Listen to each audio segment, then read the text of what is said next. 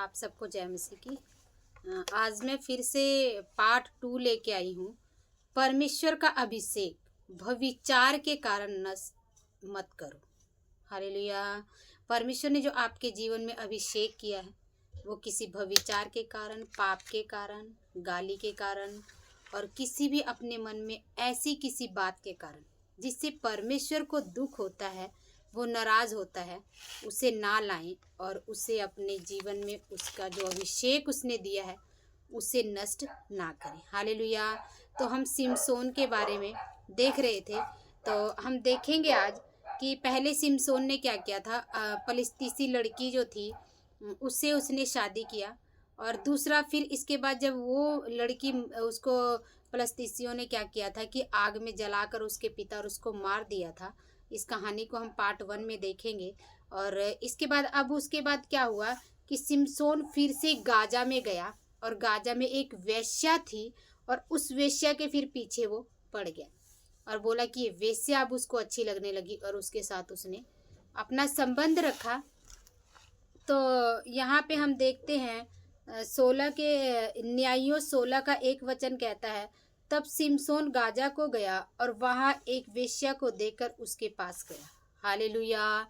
तो जब वहाँ पे वेश्या के पास वो गया तो वहाँ पे गाजा के लोग थे, उन्होंने जब देखा कि हाँ ये सिमसोन फिर से आया तो उसकी घात में वो फिर से लग गए और उसके पीछे पड़ गए। इसके बाद मतलब सिमसोन को पता था कि ये लोग जो है ये मेरे पीछे पड़ेंगे और मेरे साथ पहले भी ऐसा हुआ है, लेकिन उसको एक बात का था कि नहीं, मैं तो सभी को मार दूंगा और मेरे पास तो सामर्थ और बल है और इसलिए मैं कुछ भी कर सकता हूँ। हालेलुया।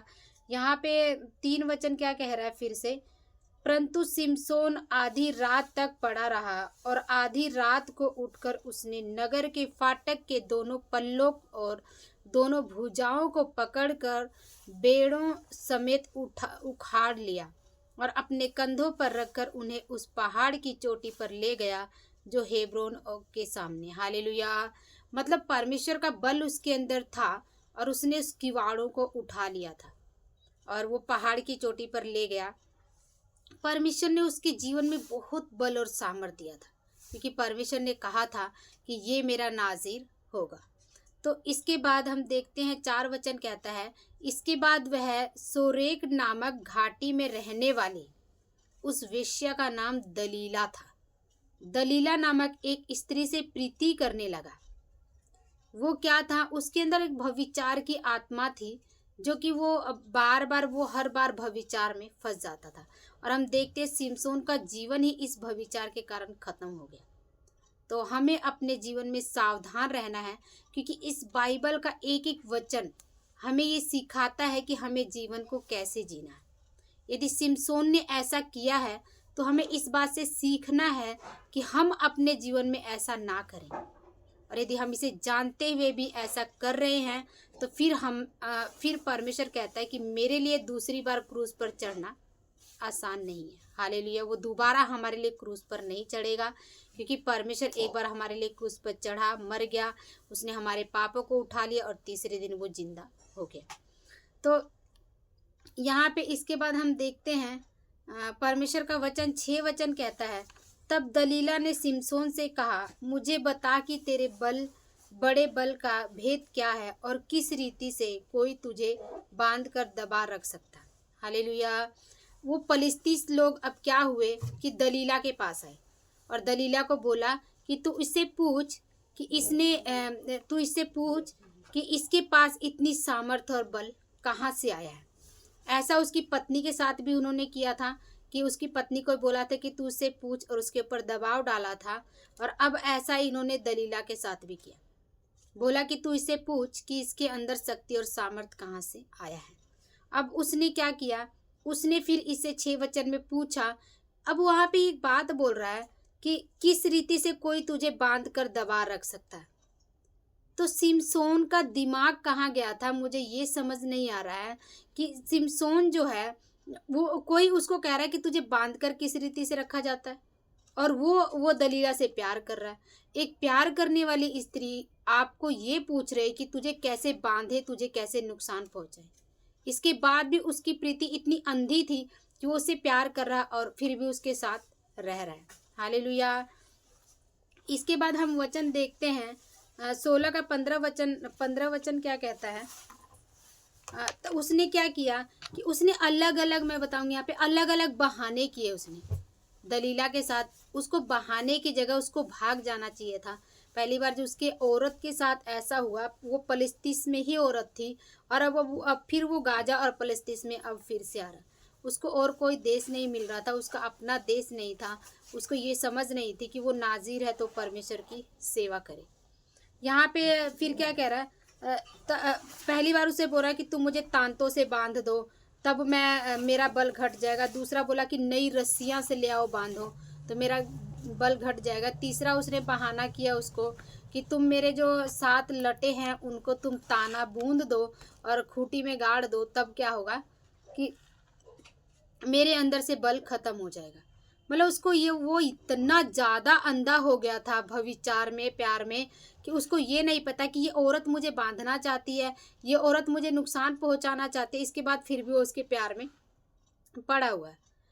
तो बहुत से लोग ऐसे हैं जो परमेश्वर के अभिषिक्त लोग हैं, लेकिन क्या है कि वो इस तरह के प्यार में पड़ के परमेश्वर के अभिषेक को खो रहे हैं, और उनके क्या कर रहे हैं कि परमेश्वर के काम को वो रोक रहे हैं। एक बहुत बड़ा पाप कर रहे हैं, क्योंकि परमेश्वर के वचन में लिखा हुआ है कि और सारा जो पाप है वो तो शरीर के बाहर होता है, लेकिन ये जो भविचार का पाप है वो शरीर के अंदर होता है, और परमेश्वर के मंदिर के साथ होता है। क्योंकि परमेश्वर का वचन कहता है, क्या तुम्हें नहीं पता कि तुम मेरा मंदिर हो और मैं तुम्हें वास करता हूँ। तो परमेश्वर किसी ईंट पत्थर के मंदिर में वास नहीं करता, वो हमारे मंदिर में वास करता है, और वो चाहता है कि हम शुद्ध और पवित्र हो जाएं। हालेलुया। तो यहाँ पे हम वचन में देखते हैं कि इसके बाद वचन 15 क्या कहता है, दलीला ने उसके साथ क्या क्या बातें की। देखते हैं वचन 15 कह रहा, तब दलीला ने उससे कहा, तेरा मन तो मुझसे नहीं लगा, फिर तू क्यों कहता है कि मैं तुझसे प्रीति रखता हूँ। तूने 3 बार मुझसे छल किया और मुझे नहीं बताया कि तेरे बड़े बल का भेद क्या है। इस प्रकार जब उसने हर दिन बातें करते करते उसको तंग कर दिया, यहाँ तक हठ किया कि उसकी नाक में दम कर दिया। आखिर वो क्या थी? एक वेश्या थी। तू वहाँ से चला जाता, तू वहाँ से भाग जाता, लेकिन उसने ऐसा नहीं किया। उसने क्या किया कि उसने, यहाँ पे लिखा कि नाक में दम कर दिया। मतलब एक गलत बातों के लिए तुम क्यों बर्दाश्त कर रहे हो? एक गलत बातों के लिए तुम क्यों वहाँ पे ठहरे हुए हो? तुम भाग जाओ। यदि कोई परेशान कर रहा है तो तुम वहाँ से भाग जाओ और तुम परमेश्वर के चरणों में जाओ और उससे प्रार्थना करो। यहाँ क्या कह रहा, तब उसने अपने मन का सारा भेद खोलकर उससे कहा, मेरे सिर पर छुरा कभी नहीं फिरा, क्योंकि मैं माँ के पेट ही से परमेश्वर का नाज़ीर हूँ। यदि मैं मुंडा जाऊँ तो मेरा बल इतना घट जाएगा कि मैं साधारण मनुष्य के समान हो जाऊँगा। हालेलुया। मतलब वो प्यार में इतना अंधा था कि जो उसका बल था वो उसको भी खोने के लिए तैयार था। लेकिन यहाँ देखा जाए तो सिमसोन को कुछ नहीं मिला। फलिस्तीसी इस तरीके से जब शादी किया तो ना ही उसको वो पत्नी मिली। जब दलीला के पास गया तो वो दलीला भी उसको नहीं मिली, लेकिन उसके जीवन का एक तमाशा बन गया। तो आज हम देखते हैं कि यदि हम ऐसी बातों में पड़ेंगे तो हमारे जीवन का केवल तमाशा बनेगा और हमें कुछ भी नहीं मिलेगा। इसलिए हमें अपने जीवन को बड़े ही सावधानी के साथ और परमेश्वर के वचनों के हिसाब से चलना है। हालेलुया। संसार में लोग बहुत परेशान करेंगे आपको, नाक में दम करेंगे आपको। आप भविचार में पड़ जाएं, आप चोरी में पड़ जाएं, आप परेशानी में पड़ जाएं, आप झूठ बोले, लेकिन ये आपके ऊपर है कि आप क्या करेंगे। यदि आप उस बात में टिके रहेंगे, परमेश्वर से प्रार्थना करते रहेंगे, तो परमेश्वर आपको संभाल लेगा और आपको इन बातों में पड़ने नहीं देगा। वो आपके लिए रास्ता निकालेगा। यहाँ पे परमेश्वर का वचन क्या कह रहा है, 19 वचन कह रहा है, तब उसने उसको अपने घुटनों पर सुला रखा और एक मनुष्य से बुलवाकर उसके सिर की 7 लटें कटवा डाली, और वह उसको दबाने लगी और वह निर्बल हो गया। तब उसने उससे कहा, हे सिमसोन फलिस्तीसी, तेरा घात में है। तब वह चौंक कर सोचने लगा, मैं पहले के समान बाहर जाकर झटकूंगा झटकूंगा तब वह तो न जानता था कि यहोवा उसके पास से चला गया, क्योंकि यहोवा ने बोला था ये मेरा नाज़ीर होगा, और गर्व से ही वो नाज़ीर था परमेश्वर का, इसलिए परमेश्वर उसके साथ था। उसने बहुत सी गलतियां किया, लेकिन जो उसने कहा था कि इसका बाल मूंडा ना जाए, लेकिन जब उसका बाल मूंड गया तब क्या है कि परमेश्वर उसके पास से चला गया। उन्होंने क्या किया, फिलिस्तीसियों ने क्या किया, उसको पकड़कर उसकी आंख फोड़ डाली। वो आंख जिसकी वजह से वो देखता था और भविचार करता था। परमेश्वर का वचन कहता है, यदि तेरी आंख ठोकर खिलाए तो उसे निकाल कर फेंक दे। ऐसा नहीं है कि आंख को निकाल कर फेंक दे, फोड़ दे और हम अंधे हो जाए तो हम भविचार से बच जाएंगे। परमेश्वर का कहने का मतलब था कि यदि ऐसी बातें तुझ पे पड़ती हैं, ऐसी बातें होती है, तो तू वहां से भाग जा। हालेलुया।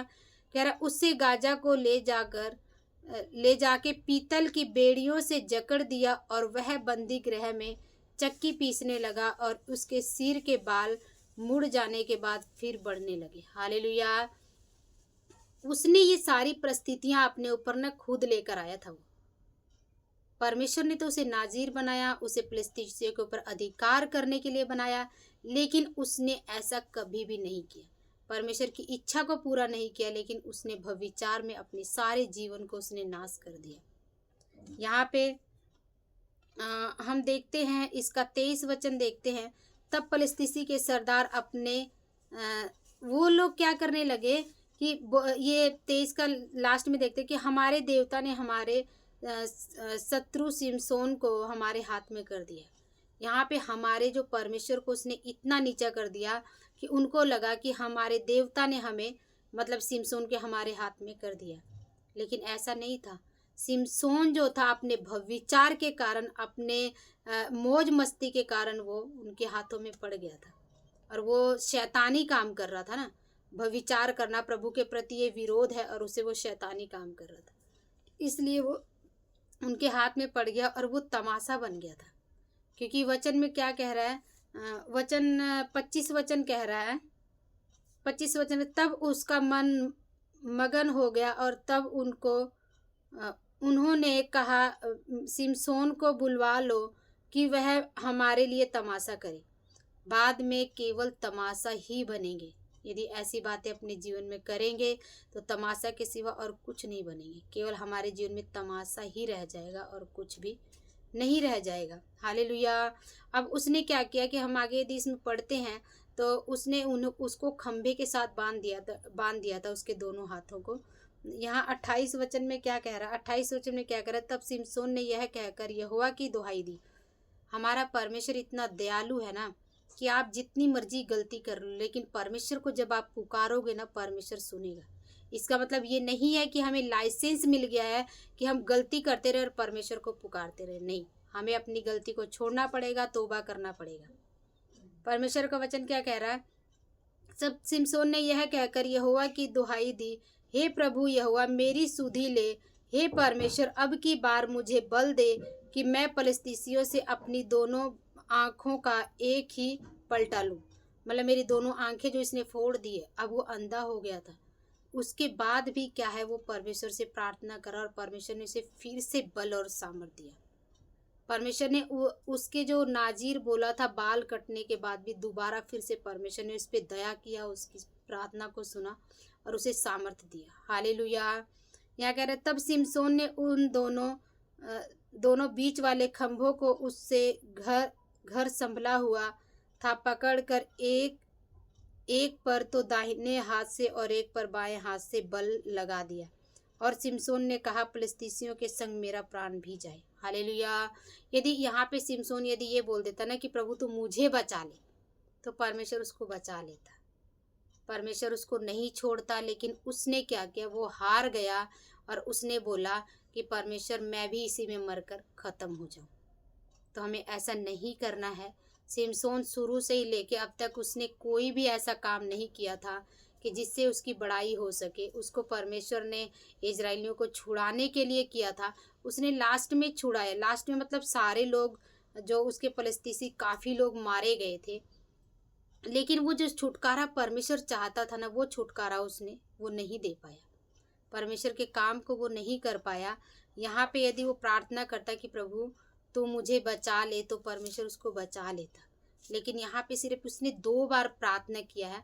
पहले जब उसको प्यास लगी थी तब उसने पानी के लिए प्रार्थना किया था, दूसरा अपनी ज़रूरत को पूरा करने के लिए, और दूसरा उसने जब अब ये इनसे लड़ना है, ये इसे मारना चाहते थे, उसके बाद उसने वहाँ पे प्रार्थना की। हालेलुया। उसने यदि पुकारा भी ना तो अपने काम के लिए और अपनी सामर्थ्य के लिए पुकारा। तो हमें क्या है कि हमें परमेश्वर के साथ ऐसा नहीं करना है। हमारा परमेश्वर बहुत प्यारा परमेश्वर है, हमारा परमेश्वर बहुत अच्छा परमेश्वर है। हमें उसे पुकारना है अपनी ज़रूरतों के लिए नहीं, लेकिन उससे प्रेम करके। हालेलुया। यहाँ पे देखते हैं तो फिर उसको जब वो मर गया तो उसके घर वाले उसको ले गए उठा के। और हम देखते हैं कुछ हमने बातें यहाँ पे सीखी हैं जो मैं बताऊंगी। सबसे पहला है कि अब फिर सिमसोन वेश्या के पास जब गया तो उसने क्या किया कि उसने जो परमेश्वर ने उसको बल दिया था ना, उसने सही इस्तेमाल नहीं किया। तो यदि हमें परमेश्वर बल देता, हमें सामर्थ देता है, और हमें परमेश्वर बुद्धि देता है, ज्ञान देता है, और हमें वो अपनी सामर्थ से भरता है, अन्य भाषा देता है, तो हमें उस पर घमंड नहीं करना चाहिए। लेकिन हमें क्या करना चाहिए, परमेश्वर ने जो दिया है उसका सही से इस्तेमाल करना चाहिए। और यहाँ पे परमेश्वर ने फिर से उसने क्या किया कि उसकी जो बुद्धि थी ना, पाप की वजह से भ्रष्ट हो चुकी थी। तो यदि हम पाप करेंगे तो हमारी बुद्धि काम नहीं करेगी और बुद्धि जो है वो भ्रष्ट हो जाएगी। तीसरा हमने क्या सीखा कि सामने वाला फिर कोई भी बात को जब हम सामने वाला कोई भी बात कहता है हमको, है ना, तो हमें उसको देखना है कि क्या वो हमारी हानि के लिए बात बोल रहा है या हमारे लाभ के लिए बोल रहा है। यदि वो हानि के लिए बोल रहा है तो आप उसको छोड़ दो ना, क्योंकि वो आपकी हानि ही करेगा, वो आपके लाभ की बात नहीं करेगा। दलीला ने उसकी हानि के लिए बात किया और उसे पूर्ण रूप से उसने खत्म कर दिया। हालेलुया। इसके मतलब अपने कामों के लिए परमेश्वर, मतलब हम अपनी कामों की वजह से परमेश्वर की निंदा कराते हैं। हमें क्या है कि अपने कामों की ओर से परमेश्वर की निंदा को नहीं कराना, लेकिन अपने काम को ऐसा करें कि हमारे परमेश्वर का नाम ऊंचा हो, उसकी बड़ाई हो। इसके बाद क्या है पॉइंट कि यदि हम परमेश्वर की बात को नहीं मानेंगे तो लोगों के लिए हम तमाशा ही बनेंगे और हम कुछ नहीं बनेंगे। परमेश्वर के वचनों को मानना है ताकि हम परमेश्वर जैसा हमें चाहता है ना, हम वैसा बन सके। हालेलुया। परमेश्वर यहाँ पे और क्या सीखा हमने कि परमेश्वर ने सिमसोन की प्रार्थना सुनकर उसे फिर से बल दिया। परमेश्वर हमारा बहुत दयालु है।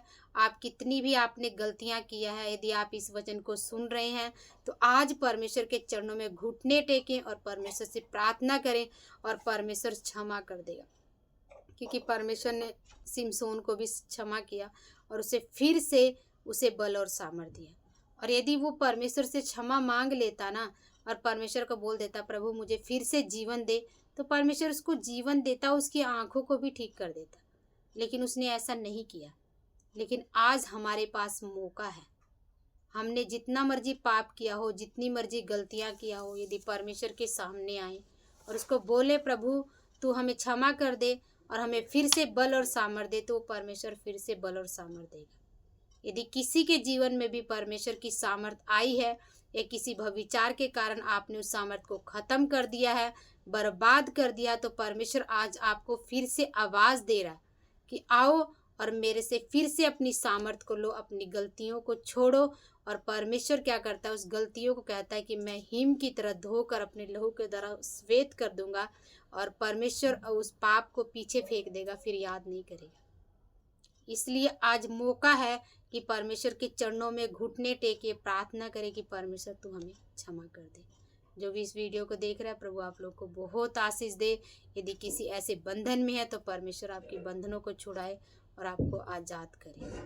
प्रभु आपको इस वचनों के द्वारा आशीष दे। आप सभी को जय मसीह।